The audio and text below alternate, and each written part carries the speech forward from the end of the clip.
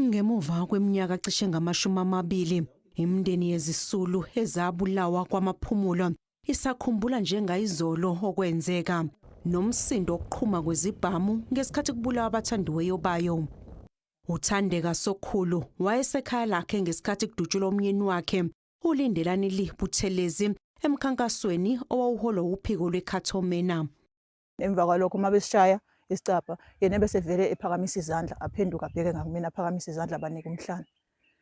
Kwathi ke emva kwalokho kwamasenzi kanjalo kwase kuba ukuthi bangena bona ngamajubane oyedwa ngena ngejubane weza ngakumina. Emva kwalokho bese kwase kuba ukuthi ngase ngizwa sekulokhu sekukhona isibhamu esidubulayo. Sadubula amahlandla ngaphezulu ka1 noma ngawazwanga ukuthi amangaki.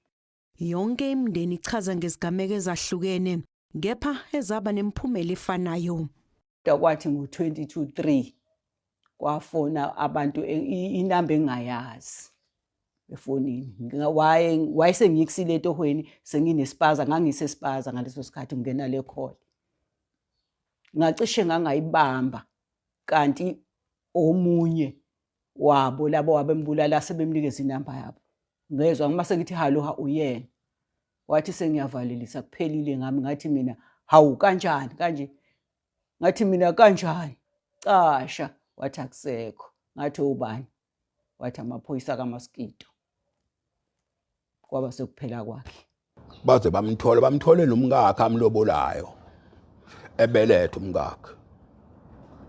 Bafike bathatha ingane bayijikijela phansi oyinqaka umngakhe khona lapho ngoba eyiphethwe umkhonyana wakhe ingane. Ile sihlukene isixoxa sebhlungu ngabayi. Angazi uyilanda kanjani lento. Isigcawu sikaNkabinde sezwa ubufakazi bezinsolo zokuthi kwaba nokushintshisana ngemali phakathi kwenhlangano yamatekisi iKwaDukuza Taxi Association kanye namalungu ophiko lamaphoyisa aseKhathomena ukuze kuhlaselwe abanikazi bamatekisi bakwamaphumulo. Le nhlangano iyaziphika lezi insolo.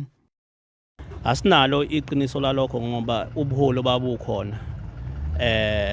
Sasingeyona ingxenye yabo. Kodwa esineqiniso lakho nje ukuthi siyayikhelelanisha thina siyinhlangano yakwaDukuza uStenga Taxi Association. Uphiko oluphenya amacala omphakathi NPA luqinisekisa ukuthi lamacala azobukezwa kepha sikho isiqiniseko sokuthi kuzoholela ekushushiseni. Nakuba imindeni isilinde ecishe iminyaka engama-20 inethemba lobulungiswa nokunxeshezelwa. These quiet hills of KwaMaphumulo hide one of KwaZulu-Natal's longest-running stories of grief. Almost every family here remembers where they were when police arrived. Nearly 20 years later, many still remember the sound of the gunshots and the silence that followed. KwaMaphumulo is a rural community outside Durban, about 42 kilometers northwest of Stanger. The village is still characterized by gravel roads, a high unemployment rate, and slow economic development. It was here that KwaMaphumulo Taxi Owners Association was established, giving families an opportunity to escape poverty through taxi ownership. Bhekisisa Moses Nzuza, now 100 years old, was amongst the first operators in the early 1950s. Siqala ukuthutha umphakathi empeleni sasibasiza abantu ngoba into zokuhamba ngalezo sikhathi sayingekho la eStenga usuka uya KwaMaphumulo amabhasi kuphela ekhona phela ngapasi 1. For decades, taxi ownership represented opportunity. Then in 2008, that promise turned into fear. Several members of the association were gunned down at the height of KwaZulu-Natal's taxi wars. Their deaths were linked to the Cato Manor Unit, a South African police service organized crime squad, known locally as Amaphoyisa Kakitu. Today, many of those deaths are back under national scrutiny. The Nkabinde inquiry heard allegations that members of the Cato Manor unit operated far beyond the law. Allegations included unlawful killings, missing police dockets, and claims that officers may have financially benefited from a pattern of fatal operations.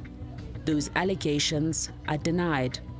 Busisiwe Mkhize's son, Duduzi Mkhize, was allegedly taken from a funeral by members of the Cato Manor unit for questioning over the murder of Superintendent Zethembe Chonco. He never returned. His family and friends searched desperately. Ngoba sebecinge zonke indawo yabo emajele kanjalo. Sebehambe nje befuna nje emakhazini ke amakhaza nje akhona la. Mabefika ke lapho ke bese besho ukuthi hayi la nanga amakhaza kodwa ukhona ongenisiwe la. Ongenisiwe oshayiwe amaphoyisa. Umshayeli lapha emgwaqweni nemshayeli yakhona. Mabe sebethi bena ayisacela ukumbona. Nempela bamkhiphele ke babakhiphele bambone ukuthi cha uyena impela umuntu. His death did not simply leave an empty chair at home. It changed the future of the entire family. Yo. Yabona njengoba ngikhuluma nje idaba ke ingane yami angifuni ukuyikhuluma kakhulu. Ngiwa ingifaka usizini lwesimanga. Ilokhu nje ngahlupheka mina ukuhamba kaMdu. Ngendlela owengisiza ngayo. Nangendlela nje ikhaya oliphethe ngayo. Yabo. Ile ngakhathazeka isiphilana. Akuphindanga kwaba mnandi. During the Nkabinde inquiry, it emerged that the Cato Manor unit's investigations centered on finding the killers of Superintendent Zethembe Chonco, who had been investigating taxi violence. Chonco was ambushed by unknown gunmen in August 2008. Despite the inquiry sitting for more than 8 months, one crucial piece of evidence never surfaced: the Chonco docket. Lead prosecutor Advocate Silo Maema, who investigated 23 fatal shootings involving the Cato Manor unit, testified that investigators repeatedly requested the Chonco docket but never received it. Thandeka Sokulu was inside her home when her husband, Lindelani Lee Buthelezi, was shot dead during an operation involving the unit. Bese kuba ukuthi isicaba lesi sase kitchen vele sebesishayile. Basishaya isicaba sase kitchen yena bese egqoka fast ibhlukwe ebese ethi mayiqala ethi uthatha steps ukuthi uya ngasemnyango eyovula umnyango wasekamereni la isilele khona. Basishaya futhi nalesi sasekamereni. Emva kwalokho mabesishaya isicaba yena bese vele ephakamisa izandla aphenduka abheke ngakumina aphakamisa izandla banika umhlana. Kwathi ke emva kwalokho kwamasenzi kanjalo kwase kuba ukuthi bangena bona ngamajubane oyedwa ngena ngejubane weza ngakumina. Emva kwalokho bese kwase kuba ukuthi ngase ngizwa sekulokhu sasekukhona isibhamu esidubulayo. Sadubula amahlandla ngaphezulu ka1 noma ngawazwanga ukuthi amangani. For Thandeka Sokulu, time has not erased that morning. Every unexpected knock on the door still takes her back to the moments she watched her husband die. Kube ukuthi nginale trauma leyo ukuthi ngisho ngashaya isicapha mawala mina ngiyethuka ngalendlela ukuthi ngethuke ngize ngihayize ngoba lento ibihlale njalo ihlale iringa.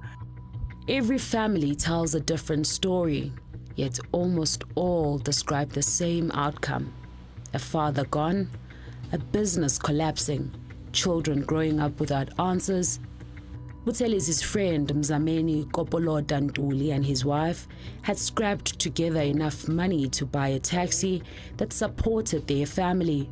Tuli's final phone call still haunts his widow. Kwathi ngo-22:03 kwafona abantu inamba engayazi efonini.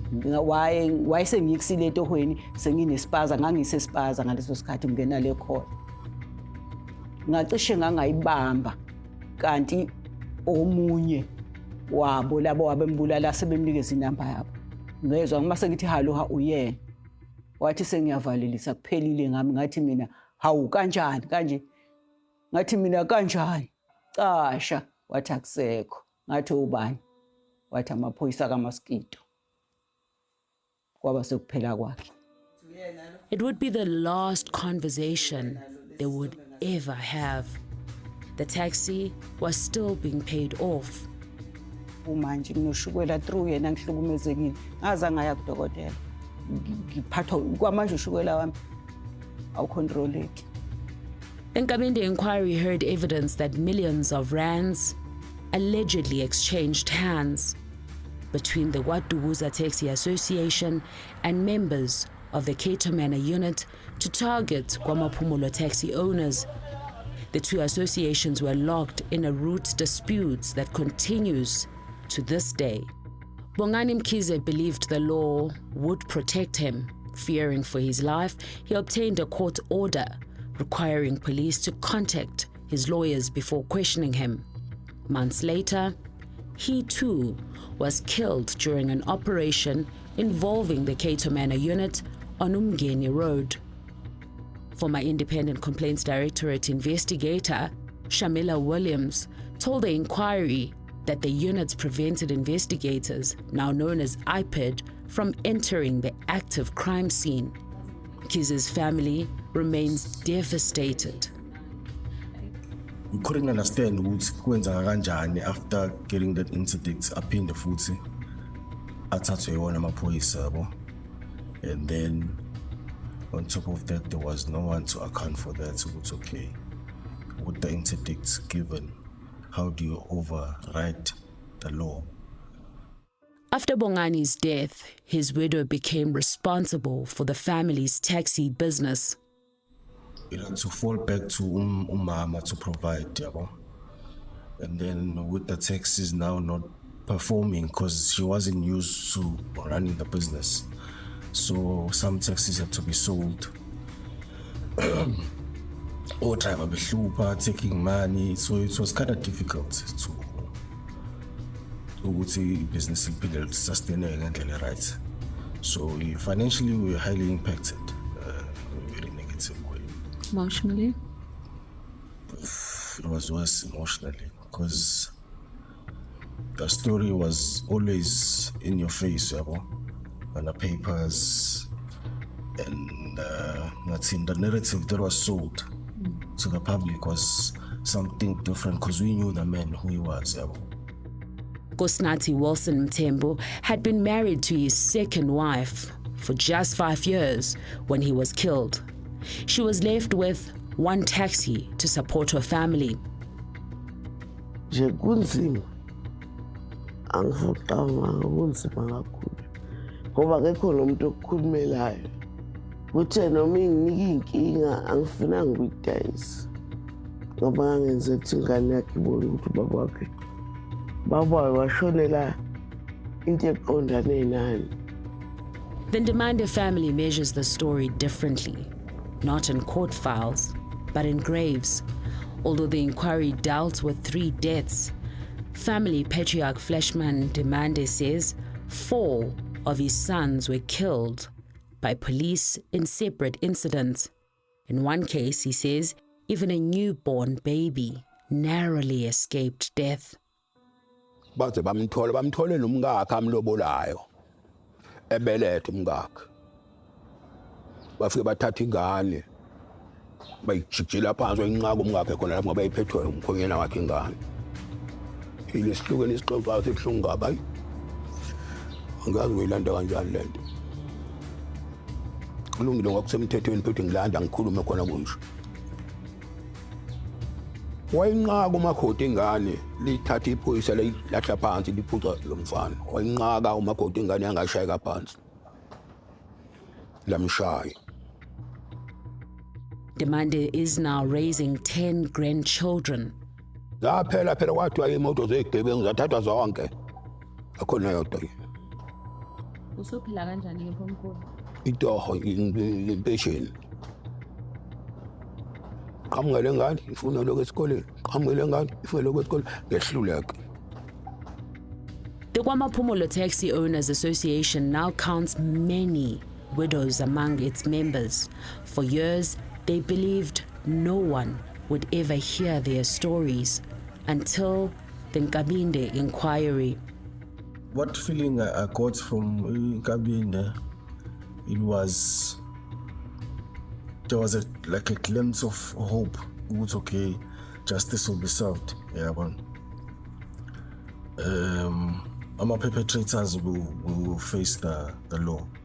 Ngingafisa kakhulu ubulungisa ngoba ekugcineni siney'ngane ezogcina zisibuza ngobaba bazi ukuthi kwenzakalani. Ngane yami yakhona ngingasho ukuthi mhlambe njengomuntu owahamba ngesandla sikahulumeni mhlambe khona uhulumeni angangenzela khona mhlambe nokungangiduduza mhlambe enhlizweni yami noma kungeke kungibuyisele lutho. Kodwa nje uhulumeni mhlambe mangase kube khona isibonelelwane esithile angangibonelela ngazo sokududuza inhliziyo yami. Into lento The Kwadukuza Taxi Association rejects allegations that it paid police to target KwaMaphumulo taxi owners. Sikuzwile nakho lokho ukuthi kune bodyguard elikhuluma ukuthi kukhona imali yakhokhwa iKwaDukuza. Asinalo iqiniso lalokho ngoba ubuholo babukhona. Sasingeyona ingxenye yabo. Kodwa esineqiniso lakho nje ukuthi siyayikhelelanisha thina siyinhlangano yakwaDukuza uStenga Taxi Association nanokuthi ke uma kunophenyo lukanjalo ngicabanga ukuthi imali efana nalezo zihlala kuma account fuze ngabe mhlasimbe yenziwe i-inquiry ukucheck ama account ka association ukuthi ngabe ikhona imali efana naleyo eyaphumayo ku association. Former Catomana unit head General Johan Boysen never testified before the inquiry. Boysen and members of the unit were accused of allegedly benefiting financially from the killings, allegations that formed the basis for possible racketeering charges. Boysen challenged those charges and later reached a multi-million rand out-of-court settlement with the NPA. However, in a letter from President Cyril Ramaphosa clearing South Gauteng Director of Public Prosecutions, Advocate Andrew Chalkwe, to remain in office, it was revealed that the Nkabinde inquiry found there was evidence supporting the institution of racketeering charges. Boysen denies the allegations. In the High Court case Boysen versus acting NDPP, the High Court in Durban made a factual finding that none of the witnesses relied upon by the state implicated me in the offences for which I was prosecuted. The Nkabinde inquiry contradicts the factual findings of the High Court. The NPA has confirmed the cases will be reviewed. I can also confirm that there's going to be a review of those cases. We will work with the DPP's office in KZN. There's going to be again a focused review of those cases, and a decision has to be made. Look at what has been said at the Nkabinde inquiry, but there is a review work that we need to do in our own right as the NPA and come to a conclusive prosecutorial finding. Whether that review leads to prosecutions remains uncertain. For the families of KwaMaphumulo, justice has already taken almost 2 decades. They now face another weight, hoping this time the legal system delivers what time never could: accountability. For Newsroom Africa on Channel 405, I am Nqobile Madlala in KwaMaphumulo, KwaZulu-Natal.